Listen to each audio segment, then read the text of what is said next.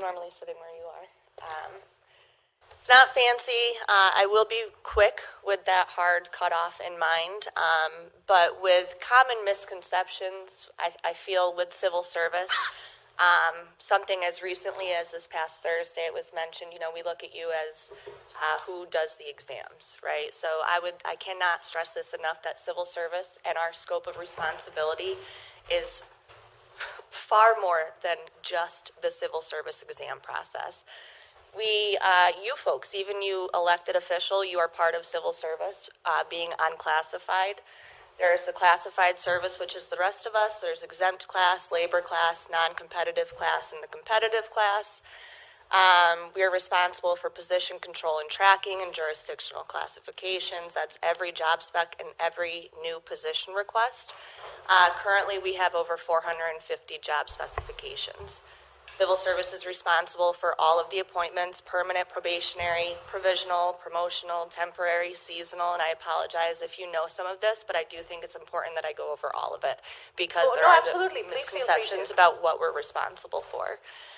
With those civil service appointments, it's very common that each situation is different. So there's not usually just one straight answer of here's what you do. It's that, I have to find out how we get to the end result appropriately and legally. The exam announcements in the administration, that is a huge component of what we are responsible for. Just one single exam administration, the amount of work that goes into it. I can read that paragraph. We order it, we wait for New York State. We create and issue the exam announcement, which is very important. It's like a binding contract with the public. There's the 6 to 8 week application filing period. There's the approval-disapproval process. There's creating the roster, the exam fee deposit, the admission letters sent, and then, of course, we patiently wait for New York State to release those grades. Takes about 12 weeks. Notification of grade letters. We establish the eligible list with the scores and the ranking, considering seniority credits and veteran credits if applicable. We have multiple canvassing on these eligible lists, as well as certifying those eligible lists. That list expires or it's exhausted, we do it all again. Each and every exam, every time. We are responsible for having and maintaining eligible lists in the event of a vacancy. We don't just give exams if there's a current vacancy. Exams are huge, but it's not all we do. Vacancies, when you do have a vacancy, a lot goes into filling those vacancies. It's up to civil service to determine how to legally and appropriately fill that vacancy in accordance with civil service. The application review process, these are exam applications, these are provisional applications, non-competitive class applications, labor class applications, temporary and seasonal applications, exempt class applications when requested. All must be carefully reviewed and compared with the job specification requirements. We approve, we disapprove, we conditionally approve. So that first slide is a lot. The second one, I promise it gets a little better. Civil service, we are governed by the state constitution, New York State civil service law, and civil service rules, which have the force and effect of law. We fall under the mayor's department simply for a vote at the table, representation at the table. We are entirely separate from the mayor's department. We are responsible for all of City Hall, which includes recreation, police department, fire department, code enforcement, dispatchers, the DPS office staff, DPW office staff, utilities, water treatment plant, engineering, the garage, the labor crews, the accounts department staff, assessment, purchasing, the finance department staff. That includes information technology, the mayor's department staff, building planning, legal HR. We have the public library with over 100 employees there. We have the housing authority, which is continuously growing, as well as the city center, and then the entire enlarged school district, all non-instructional. That's your clerks, your senior typists, your custodians, your food service helpers, your food service cashiers, your school bus drivers, your school bus assistants, your school bus dispatchers. I could go on. I'm just picking a number here, something like 600 or 700 employees there. We are responsible for the job specs of each of those positions, as well as how to fill those vacancies. We're responsible for each and every appointment, promotion, probationary term, salary increase, transfer, any leave of absence, a separation, be it resignation, retirement, or removal, reinstatements, layoff procedure, exam announcements, eligible list, certification of eligibles, canvassing. I can go on, but all of it must be executed in accordance with specific procedural requirements outlined in either law or rules. Each of those transactions throughout that employee's employment Must be tracked with an individual MSD RPC. RPC is a report of personnel change. It is a state form. I know we kind of lovingly refer to it as a green sheet in-house, but that is not its official name. It is an MSD RPC. This is, again, not just knowing about what to do, but also how to appropriately respond to the appointing authorities when you come to me with questions, the employees as well as the public. Employees and public do have a lot of inquiries regarding processes. So again, it's not just knowing what to do, it's how to answer those questions appropriately. Roster cards. Each civil service agency is required to maintain an official permanent employment roster history of classified service employees under its jurisdiction. Again, every single transaction has to be an entry on those roster cards. Right now, we are still entirely paper-based. I'll get to that in a second. Back to eligible list, canvassing, kind of getting redundant now, but the payroll certification, it's the responsibility of civil service agency to approve or disapprove all appointments and changes of status of employees before payment for their services is authorized. Again, that RPC. We are responsible for payroll certification, which includes departmental vouchers, again, from your own departments. Essentially, the hiring process, position creation, job specifications, it all starts with civil service. I've watched the budget presentations. Whether you specifically have mentioned civil service, you've all referenced it in some way. 2022, I'm using the New York State Annual Report as the source. You can see, and I'm only comparing us to other comparable cities. There are smaller cities. There are counties which are significantly larger than us. So I'm being mindful to only take the data from these annual reports that are, comparable with other cities.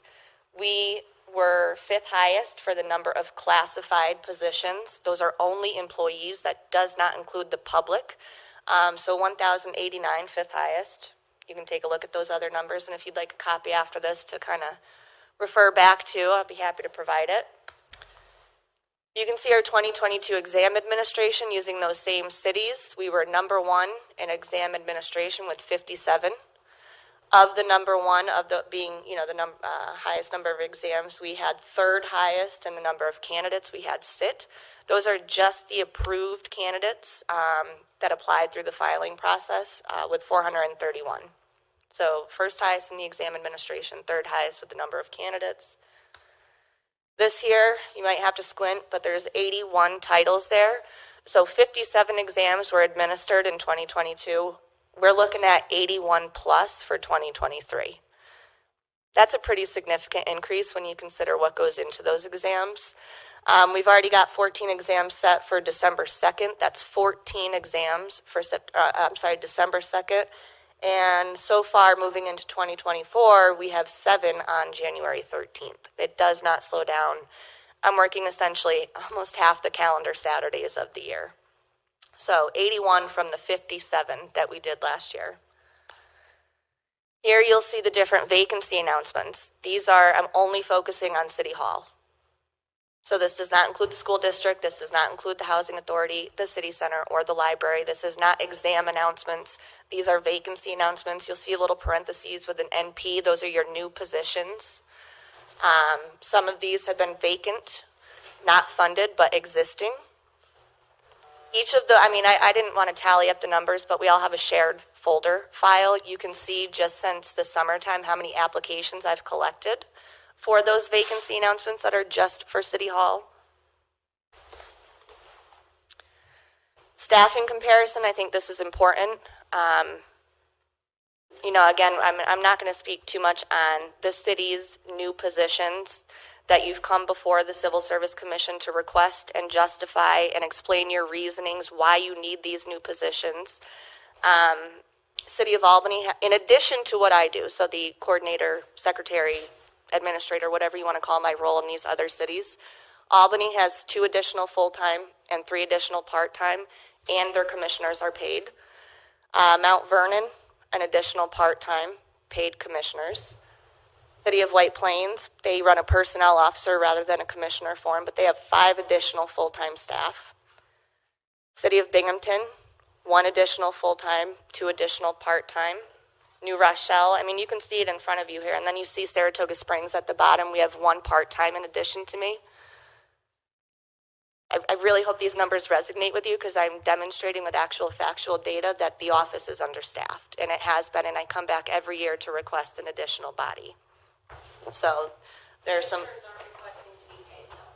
No, that would be a charter change. We have a very little blurb in the charter.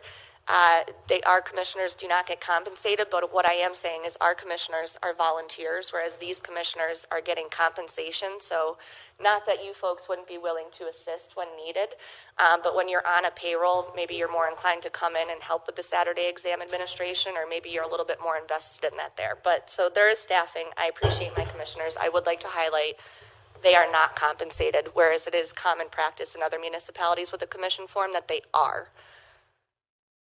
So again, we have one additional part-time.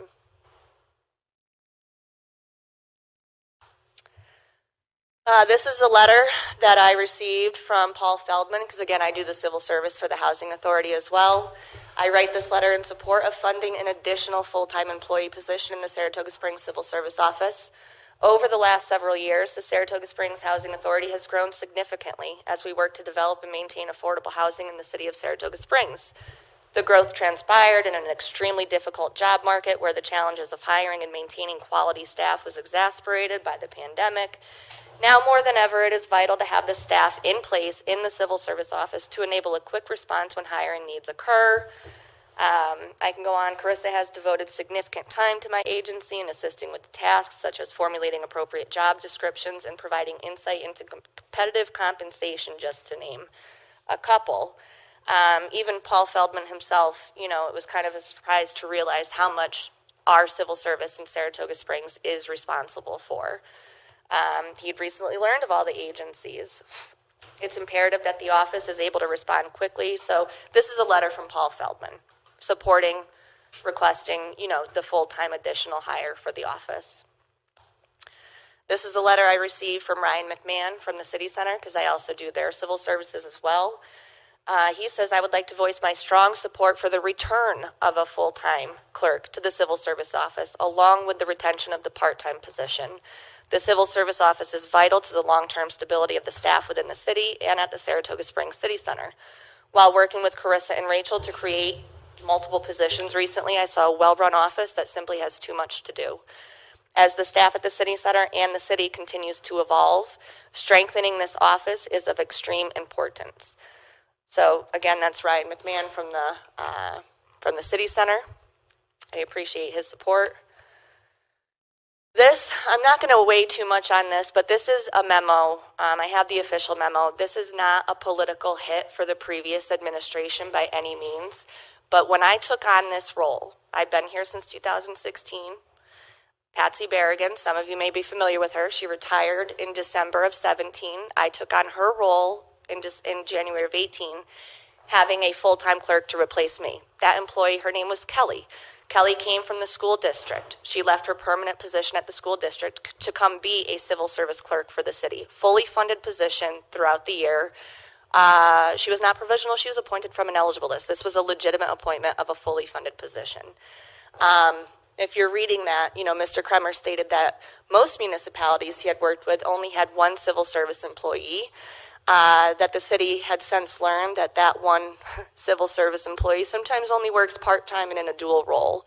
So this memo in front of you here is the justification that was used to defund and lay off my full-time clerk in 2018.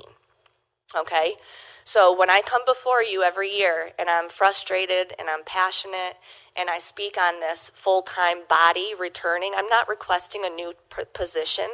I am requesting the return of what the office had while also maintaining the part-time.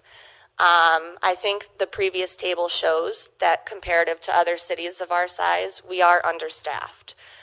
So again, this is not, in my eyes, I'm not requesting a new position. I'm requesting the return of a position. Now, to be fair, that April, May, that spring of 18, and it's also worth mentioning that where did that money go? Are you curious where that money went, right? When they laid off that civil service clerk in 2018. That HR line, it was not our current HR, but it is that HR line, increased $25,000 in one city council meeting. So it is not common that positions like mine, Commissioner Sangvi, that you mentioned, there's, it was a large increase, and I do acknowledge that, and I can get to that more. But that was a single increase of $25,000 from what was a $70,000 salary upwards to six figures. Now that position stays at the six-figure range right now. That council at that time, it took a lot of, 2018 was a tough year, to say the least. I was alone in 18, I was alone in 19, I was alone in 2020. I was finally granted a mid-year part-time hire of a senior clerk, Rachel De Oliveira. So since July of 2021, I've not been alone. I've had a part-time person. And that council also realized throughout the course of those 4 years the need for the software, the eGov software, that even my predecessor, Patsy, she had continuously asked for the software. So I'm kind of getting all over the place. I want to follow back in, but that $30,000 software I'm not even able to fully utilize right now just because of the day-to-day upkeep. So the council laid off the clerk. It was not a great move. They increased the the HR salary line to six figures that it is right now. I would also like to mention that, and this is not poo-pooing HR. HR is fantastic in City Hall, but they are only responsible for the employees of City Hall, and they are a fully staffed, two full-time bodied office. I am employee-facing, I'm public-facing, I'm also appointing authority-facing, and I'm 1.5, and I also deal with many folks outside of City Hall.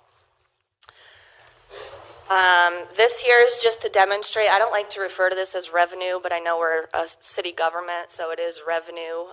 But this is the school district reimbursement that is guaranteed every year by New York State education law. So the green that you see is the reimbursement. So in 2020, it was just about $50,000. 2021, now again, I remind you, in 2020, I was by myself. In 2021, we secured the $30,000 software and the part-time mid-year hire. So our budget, our expenditures were a little bit higher, hence the increased reimbursement. Then you have 2022, where insurances have gone up, retirement's gone up. We now have a full year part-time versus the half-year part-time the year before. So you can see our increased budget expenditures. There's an increased reimbursement. In fact, during the 2022 budget process in 2021, I'd only projected $60,000 of a reimbursement for 2022. As you can see, we received over doubled that. So our revenue projections, I hate calling it the revenue, but my point here is that we get almost half of our total budget reimbursed on a yearly basis by the school district. That's a huge increase to go from 61,000 to 117,000.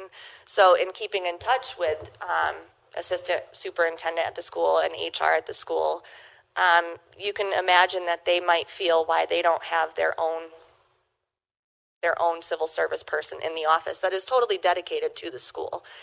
It's a constant juggling act up there that Rachel and I are doing right now. And I remind you that Rachel's only there Monday, Tuesday, Wednesday. Sorry, can I ask a quick question? Sure. How is that reimbursement calculated? Because the numbers, it's like I a third know. 1 year There's a and formula, half and I was going to It's a include it. formula that, Yeah. Yeah, I was just curious. It has to do with total number of expenditures. So not what we were approved or requested or revised, but total number of expenditures. It also has to do with total number of classified civil service positions, and then what of those total classified civil service positions are specific to the school. We bill the school pays us, but then the school also bills the library for their portion of it. So this is only a city civil service commission. The counties do not get reimbursed by their school districts. So if your budget goes up, but it doesn't directly correlate with the Right, it school, has to do you're with not, school stuff. you're not going to get reimbursed for that. Well, no, so the total expenditure, I don't break out what part of that expenditure is the school and what part of that expenditure is City Hall. It's the total expenditures at the end of the year with the total civil service positions, and then of those, whatever the total school civil service positions are. It is a formula. It's written out in that. Okay. I got to be honest, and I'm going to throw this out there. When I was doing these figures, because I have to do my annual report for New York State Civil Service, and part of the modules is figuring this out. I thought I was doing something wrong. I called New York State Civil Service. I went over the numbers for it to go from 61,000 to 117. Huge increase. I called the school to give them a verbal courtesy heads up before I even sent the memo. But again, I went over this and over this. I called the state. I thought I had messed up, but that is just how the chips landed. Yeah. Or my point with this is to show that if my budget increases, then your reimbursement is increasing.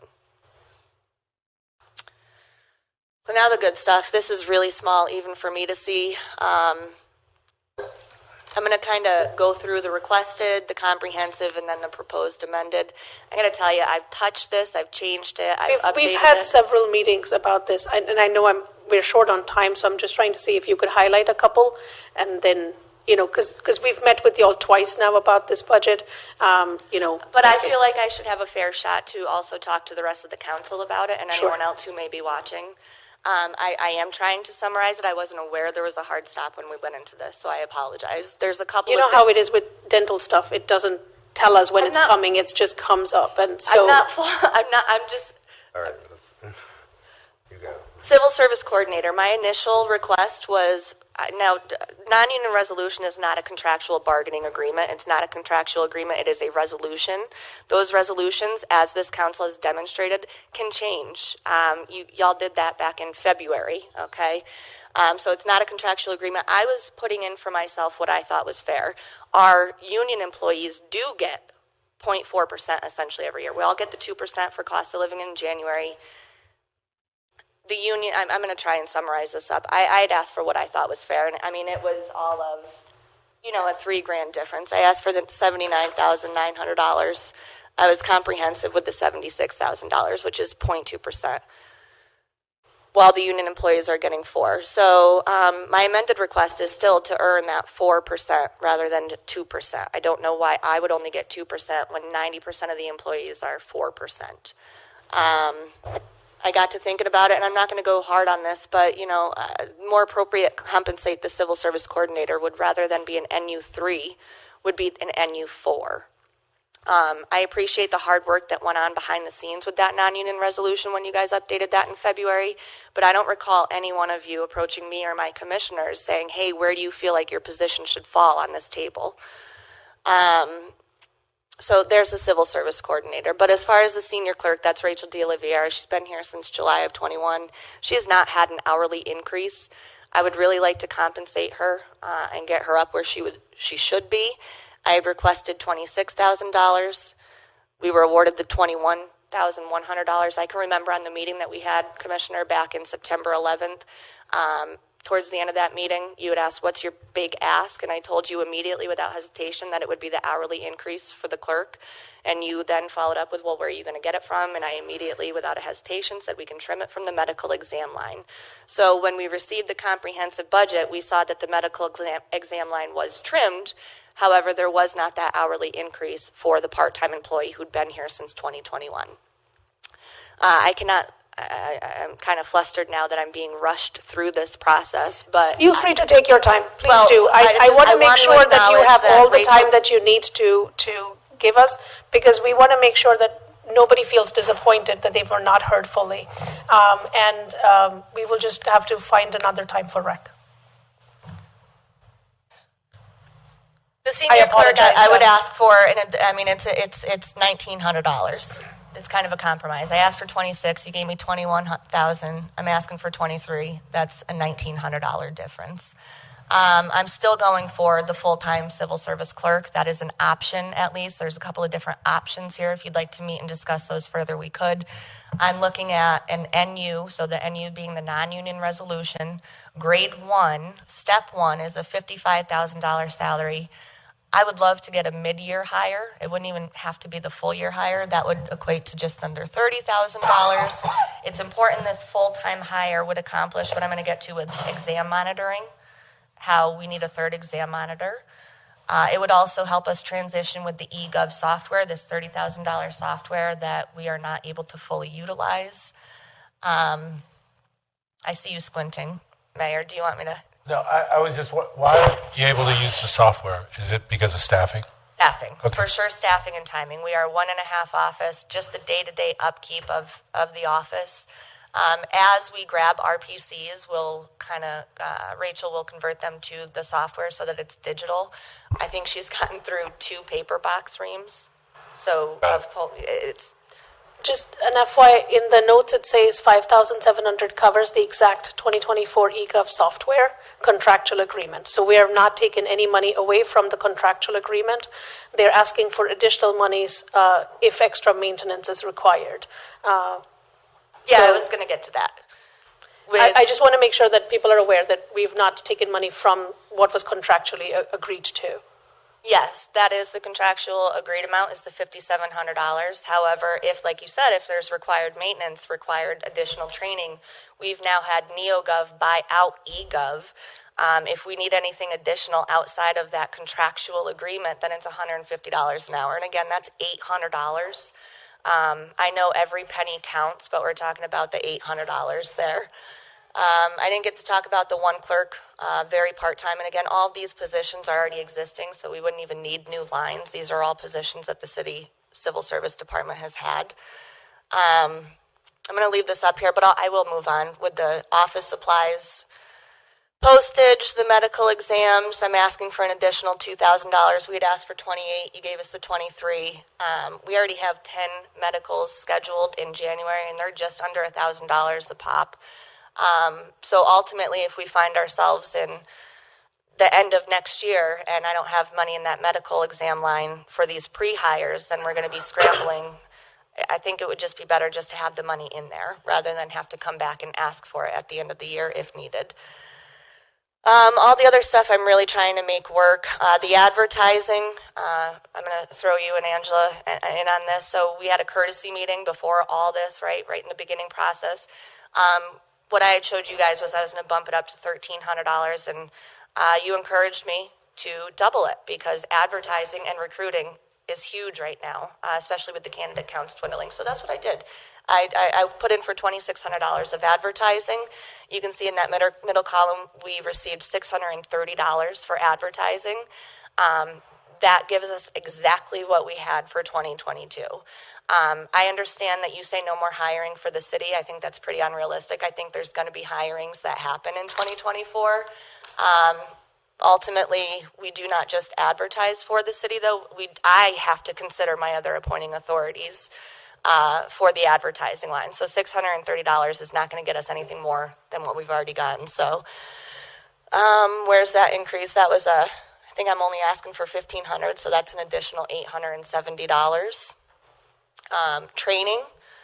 I went into that courtesy meeting with the mayor's department with just $1,000 for what I've been requesting every year. That sends me to training.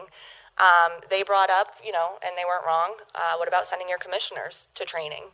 Civil service is not something you go to school. We request for what we need, right? And then it's a whole dance back and forth. So you don't go to school for civil service. There's not much that you can do in the form of training. So this New York State annual training every year is crucial for me to at least go. I would encourage the commissioners to go. I would encourage the city to give my commissioners money to go. But all I'm asking for is the $1,000 for me to go. That New York State annual report, Which has been funded. I'm sorry? And the 1,000 has been funded, right? In Or the not? comprehensive budget, no, ma'am, it was not. Oh, I'm sorry. It's hard to read from here. I know, it's kind of small. The office rental, I had asked for $1,300. We were given $1,000.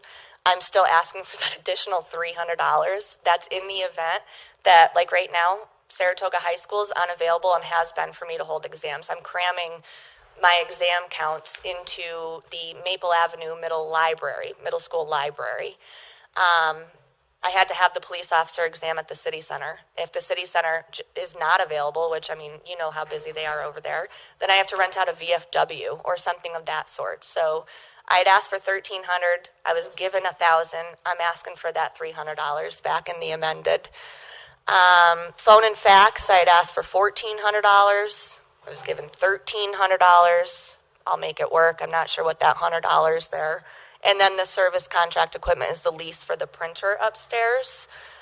No change amendment required there. This is some of the same, but you can just see those white figures down at the bottom, and this was addressed. the liability insurance, right? So when we met with finance, we being Commissioner Leidig and I met with finance on Thursday, we were told it would be addressed. We were not given a figure, right? So I didn't have a figure until this morning to put in there when Deputy Rella did respond that it was going to be something like $24,000 versus the $325,000. So thank you for addressing that. That is far more appropriate. It keeps our budget under $300,000. That would have put it upwards over $500,000. Goals, hourly increase for the senior clerk, a third employee, a third body. I'd like to fully transition to utilizing the civil service specific software. Rules resolution. I don't know if you've all heard me mention this, but it's something that I've tried to do and I've not been able to do. I'd like to continue focusing on increasing applicant counts, hopefully with some additional recruiting options. Right now, with exam fees, it's check or money order, no cash, no credit. I'd like to offer an online payment option. I'd like to offer online eligible list. Eligible lists are public information. I'd like to have those online, but just the maintenance side of that is it's pretty time consuming. I'd like to update all job specs, create a manual to issue to new appointing authorities. These are just a few. I feel like I missed some things that I wanted to speak on there, but I do want to allow time for recreation. Corissa, can you talk a little bit about the importance of the third person regarding staying in compliance with New York Sure. State exam So policies, regulations? specifically for compliance with the exam administration, I am the only exam security designee. Obviously, I'm the permanent employee, right? Rachel's part-time. Not that she doesn't matter, but that she cannot be the security designee. I could be bleeding out of my ears. I could have COVID. My daughter could have an emergency, but if I have exams on those Saturdays, I am 100% responsible to showing up to those exams on that Saturday. Right now, we're rolling with 2. That's myself and her. I pulled some data from other municipalities. It's about every 20 or 25 candidates, they have 1 or 2 monitors. So I could have an exam, again, what I say, 13 exams or something on December 2nd. I could have a candidate pool between all of those of 70 or 80, and it's only going to be her and I. We're not in compliance with civil service and their recommendations and guidelines for the exam administration process. So bare minimum, I was going to speak on this before with the different options. Bare minimum, it would be that $3,600 for a Saturday clerk. They would do nothing else but come in and help. They would have no, they would do nothing else except come in. That's $18 an hour. We're figuring half the Saturdays, estimated 25 Saturdays at 8 hours, that's $3,600. That would bring us up to compliance. Now, that is very important. Thank you for bringing that up, because we do need to have at least 3 bodies, if not more, given the candidate pool size. I just think I would be appreciative to receive that $3,600 and I would make it work, but I think it would make more sense to bring on a mid-year full-time hire who would then still be able to do the Saturday exams. They would learn the eGov, they would learn the terminology, there's training that goes into it. I am trying to rush, I'm so sorry. Is there anything else I can Please touch on? don't rush. Like I told you, you don't need to rush. We want to give you all the time in the world so that you feel you've been adequately, heard. Thank you, Carissa. We understand this is important and you guys are doing important work, so Time and energy into this, and I appreciate you fully hearing her. yeah. The only thing that I would like to stress about the third person is this came to our attention just recently. And oftentimes with civil service, you don't know even the questions to ask because you're living and operating and doing, work and experience everything. If you want to talk, you'll have to come up to the mic because we want to make sure it is heard. So the one thing that I wanted to address about the third person availability for exams, because I cannot stress this enough. I feel like it's our responsibility to ensure that this city's leadership understands the vulnerability we are currently in. And that is, if our one part-time person goes on vacation, which she has every right to do, she's not getting any PTO, she's not getting any benefits, that leaves Corissa to manage several exams at the same time. So what does that mean? When somebody goes to the bathroom, when you have a nursing mother and she needs to pump, she needs to make sure that all of these exams are run in compliance with New York State. We are in a vulnerable position because we do not have that third person, or we don't have that line item where we can actually, looking at it flexibly, can we, look to county? Can we hire per needed one of the county proxies who's already trained? So the commission just wants to make sure you guys all understand the importance of need versus want, and this is a need situation. Thank you. So if you have a county proxy who's already been trained, then we just have to allocate an amount when Rachel is not available, right? It's not an 25 Saturdays. Thank you. That was helpful. I can't just assume that the county is going to have an exam monitor available for me, because while I'm giving my exams, they're also giving their own exams. So I appreciate that example, but it's not like I can just call up Saratoga County and say, hey, I need to borrow one of your exam monitors. So it would still be helpful to have that additional body. And it's not when Rachel's not available. We need that third body even when Rachel is available. It's in those extraordinary cases where she's not available that it's even more important that we have that additional body. Thank you for that. Do you have any questions? No? I just want to say thank you. I do feel like I missed some things, but there's always next year, I suppose. Ms. Salvo, feel free to come to us anytime if you feel you've missed something and want to talk to us. I know we had a long meeting with budget director and the deputy commissioner. We've met also before, so our doors are always open. We are happy to hear from you anytime. If you feel you've missed something, send us an email. We'll schedule something. Thank you. I appreciate that. Yes, Mr. Holmes, would you like to take the mic? Good morning or good afternoon, all. I want to thank you all for not only your clear attention to this morning, but also for the work you've done over the last year and a half that I've been able to see on the Civil Service Commission.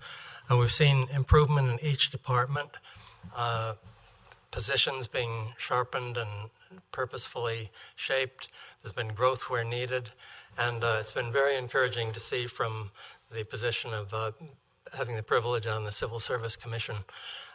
It speaks of a city that's growing and has some growth pains going on. It's a robust city, robust economy, and we're in a great moment for the city. What's evident here is that the work strain is growing in our department too, just to handle our side of it, which is to take care of New York State compliance. Mm-hmm. And that's why the need to restore ourselves at least to the situation of 2018 would be getting back to a more level playing field for us. So that's where that's coming from. I realize the budgetary challenges have been in your seat and doing a great job with it.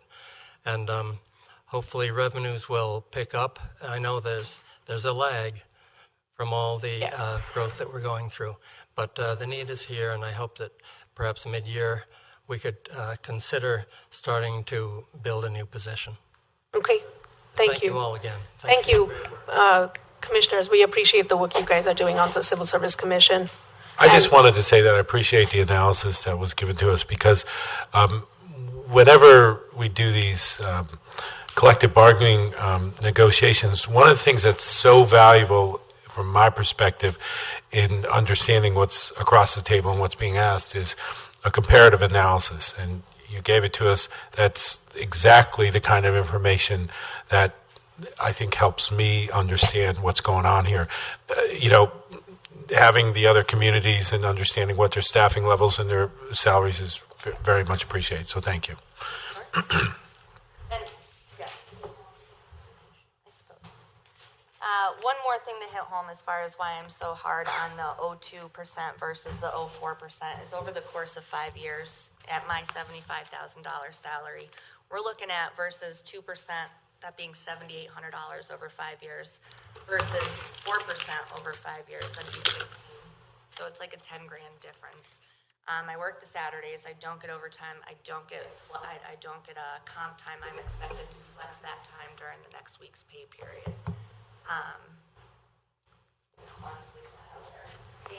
Thank you so much. We appreciate all the hard work you've put into the presentation. Oh, sure, go for it. So John said he needs only 2 minutes.